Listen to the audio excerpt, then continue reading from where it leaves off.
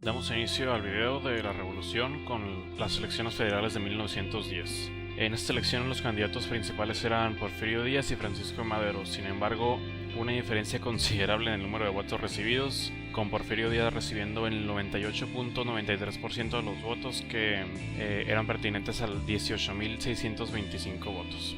Francisco Madero recibió 1.04% de los votos.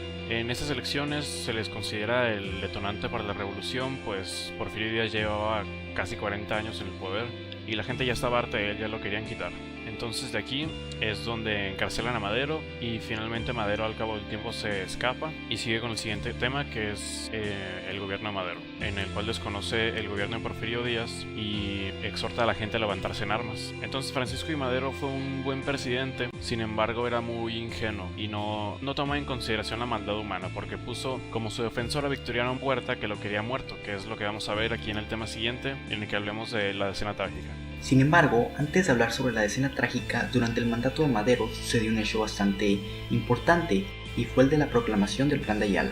El Plan de Ayala fue realizado por Emiliano Zapata el 28 de noviembre de 1911 y en este se desconocía el gobierno de Madero con la razón de haber traicionado las causas campesinas. Por otro lado, a Zapata tampoco le había gustado que Madero hubiera mantenido a los porfiristas en el poder, ya que como se había dicho, Madero era un poco ingenuo y confiaba demasiado en las personas.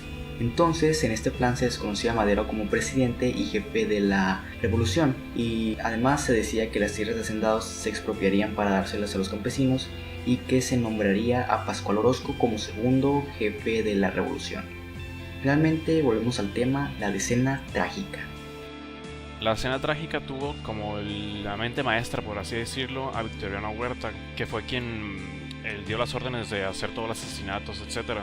La decena trágica fueron varios días de muerte y desolación en México, terminando finalmente con el evento más triste en el que asesinaron a Francisco Madero y al vicepresidente en aquel tiempo, José María Pino Suárez. Olvidé mencionar también que asesinaron al hermano de Madero, Gustavo I. Madero, de una manera bastante cruel. Después de todo esto, una vez los hermanos Madero muertos y José Pino Suárez también muerto, Victoriano Huerta asciende a la presidencia y se le considera también una de las peores tragedias de la historia de México, puesto que Victoriano Huerta puso el fin de la democracia en el país porque, bueno, primero que nada disolvió el Congreso de la Unión después de asesinar al senador Belisario Domínguez, proscribió el Partido Social Cristiano, mandó clausurar revistas, básicamente destruyó la libertad de expresión.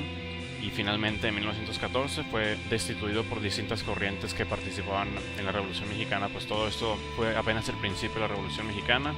Bueno, el fin de la lucha revolucionaria, pero dio paso a la lucha entre caudillos con el ascenso al poder de Victoriano Huerta. Ahora hablemos sobre el Plan de Guadalupe. Luego de que Victoriano Huerta se hiciera presidente, la gente estaba en su contra. Incluso Estados Unidos no lo reconocía como presidente por haberlo ocultado el asesinato de Madero. Ante esto, Carranza, Zapata y Villa, aunque no se llevaban muy bien, unen sus poderes para así de esta manera acabar con el gobierno de Huerta, por lo cual de esta forma se crea el Plan de Guadalupe, que desconoce el gobierno de Victoriano Huerta, esto el 26 de marzo de 1913. Ahora hablemos sobre el movimiento constitucionalista.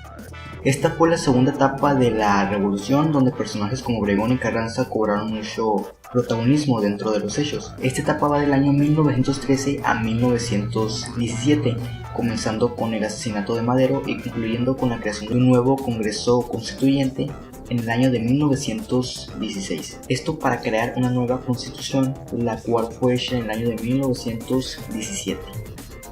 Ahora hablaremos de la invasión norteamericana en el año de 1914, la cual tuvo como causas el incidente de Tampico, la decena trágica, el asesinato de Madero y el de Pino Suárez.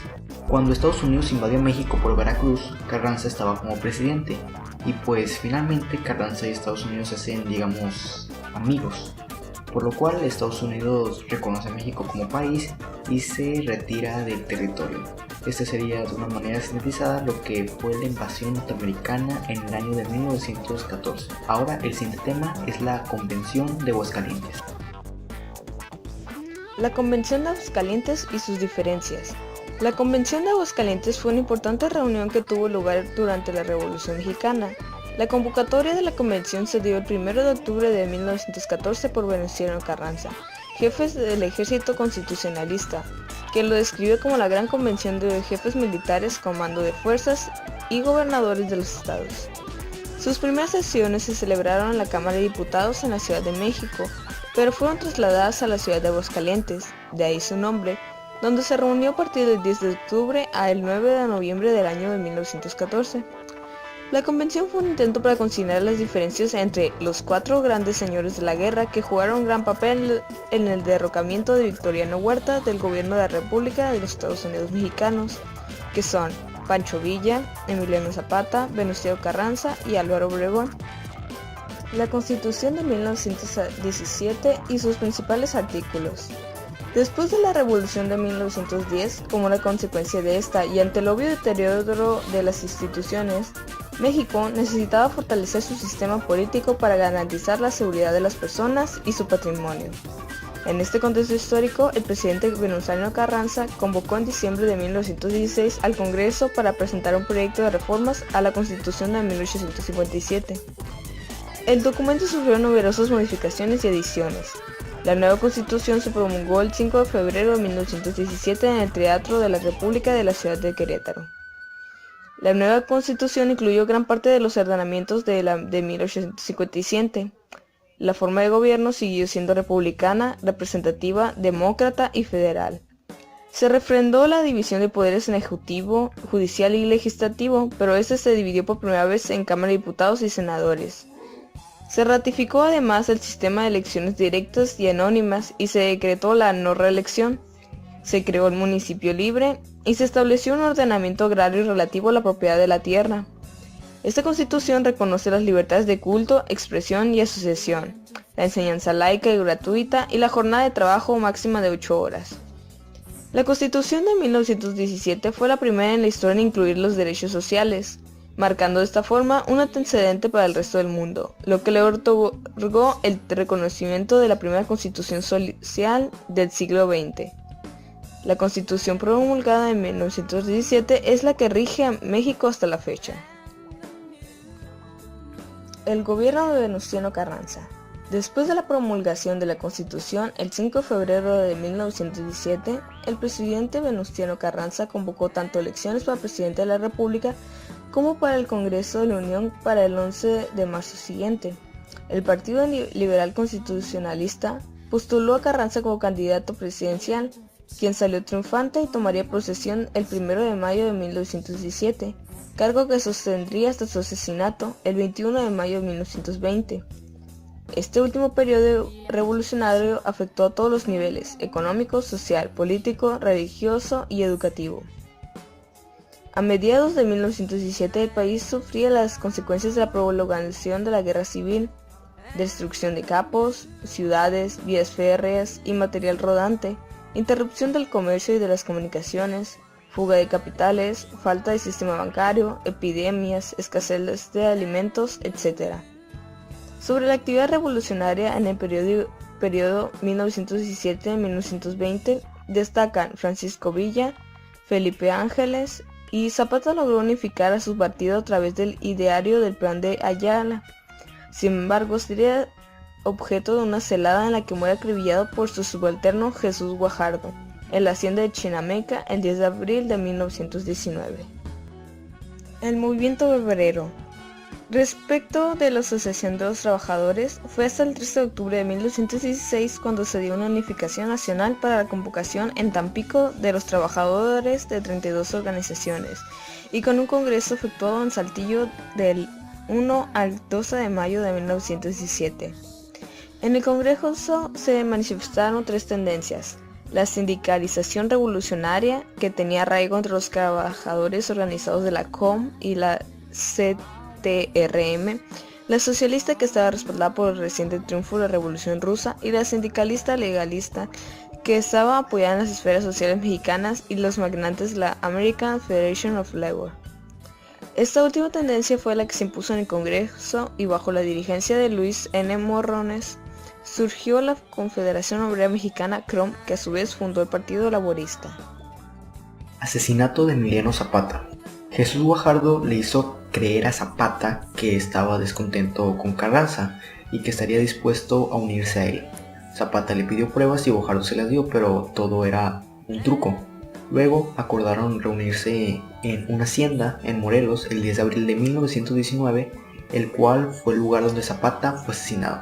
Después de todo esto se decía que no había sido Zapata el que habían matado ahí y que este había huido a Arabia. Incluso décadas después en el lugar ubicaban un anciano encerrado en una casa que comentaban era Zapata, pero la verdad es que todo apunta a que Zapata se murió ese 10 de abril.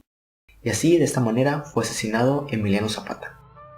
El Plan de Agua Prieta es un manifiesto redactado en la Revolución Mexicana por simpatizantes del general Álvaro Obregón, en contra de Venustiano Carranza. El Plan de Agua Prieta, además de no reconocer a los gobernadores porfiristas, no reconocía a todos los gobernadores asignados en los estados de Sonora, Guanajuato, San Luis Potosí, Nuevo León, Querétaro y Tamaulipas, así como el gobernador del estado de Nayarit. Se proponía no combatir a las autoridades, siempre y cuando éstas no hostilizaran al ejército constitucionalista y liberal, que encabezó Adolfo de la Huerta a la sazón del gobernador sonorense. La muerte de Carranza se debió a que su ejército sufrió varios ataques, lo que generó que su ejército se fuera disminuyendo. El día 9 de mayo, las fuerzas carrancistas sufrieron un ataque donde destacó la caballería del colegio militar, quien logró rechazar al enemigo. Después de este evento, su ejército disminuyó. A pesar de todo, las fuerzas carrancistas lograron rechazar al enemigo en varias ocasiones. El enemigo atacó otra vez. En esta ocasión, las fuerzas carrancistas no contuvieron el ímpetu y fueron derrotados. Venustiano Carranza escapó con un pequeño grupo de militares y civiles. La tarde del 19 de mayo llegaron a la ranchería de Coamachalco, después pasaron por el río Necaxa y se hizo un alto en el pueblo de Pata, Puebla. En este lugar, el general Rodolfo Herrero se incorporó a la columna y debido a que conocía la región se le nombró guía. Venustiano Carranza llegó con un pequeño grupo de leales a Tlaxcatongo entre las 3 y 4 de la tarde, pero en la noche del 21 de mayo de 1920, aproximadamente a las 4:30 de la mañana, un grupo de hombres armados encabezado por Rodolfo Herrero dispararon sobre la chota donde descansaba don Venustiano Carranza, dándole muerte. Gobierno provisional de Adolfo de la Huerta. Adolfo de la Huerta subió como presidente interino de México. Con él empezaba una época llamada como el caudillismo. En sus 5 meses de mandato se propuso pacificar al país. Un claro hecho de esto fue el trato que hizo con Villa. Formó su gabinete de gobierno con algunos revolucionarios. De las primeras cosas que hizo fue llamar a elecciones de los poderes ejecutivo y legislativo. El caudillismo consistió en ser un líder carismático, estar cerca del pueblo. Lograr eso ayudó a los caudillos a mantenerse en el poder, ya que si alguien tiene el poder de derrocar a un gobierno, es el pueblo. Durante el mandato de Adolfo de la Huerta seguían existiendo huelgas en el norte, cosa que ponía en riesgo la futura presidencia de Obregón, por lo cual de la Huerta le propone pacificarlos. Cuando se firman los acuerdos de Sabina entre Villa y de la Huerta, y Villa acepta, todos los demás guerrilleros que quedaban en el norte dejan las armas. Gobierno de Álvaro Obregón. Lo primero que hizo Álvaro Obregón al convertirse en presidente fue continuar con el proceso de pacificar al país, que había empezado de la Huerta. Empezó con la repartición de tierras para de esta manera mantener contento al pueblo. Obregón pretendía obtener el apoyo de los agristas, para de esa manera contribuir en la influencia del gobierno. Las tierras eran gratuitas y con el simple hecho de la entrega de las tierras a los campesinos, se lograba el principal propósito de la lucha de la revolución. Álvaro Obregón hizo cumplir la Constitución de 1917 en materia de ejército, ya que todos los ejércitos que había en ese momento en el país estaban obligados a servir al presidente, teniendo que desintegrarse si no lo hacían. Otra de las cosas que se hicieron durante el gobierno de Obregón, y que en lo personal yo reconozco como la más importante, fue la creación de la SEP. En ese momento, la mayoría de la gente en México era analfabeta. Principalmente, esto estaba dirigido al área rural de México. El encargado de realizar ese proyecto fue José Vasconcelos. No solo se planeó la alfabetización, sino que también se pretendía enseñar ciencias a su debido tiempo.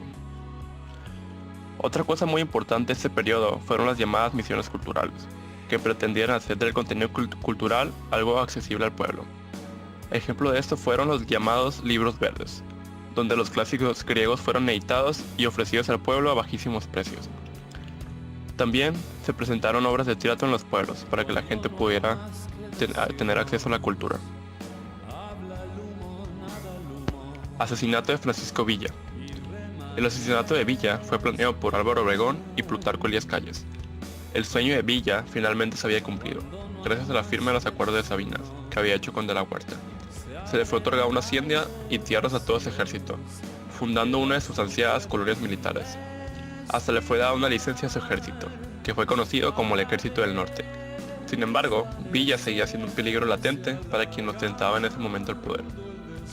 La firma de los tratados de Bucareli entre México y Estados Unidos influyó en el asesinato de Villa, ya que aunque las principales cláusulas que se cerraron durante ese tratado fueron el pago de la deuda externa y el reconocimiento del gobierno del presidente Obregón ante Estados Unidos, debajo de la mesa se planeó la muerte de Villa, que se dio el 20 de julio de 1923, en Parral, Chihuahua, donde un convoy de asaltantes atacaron el carro donde viajaba Villa.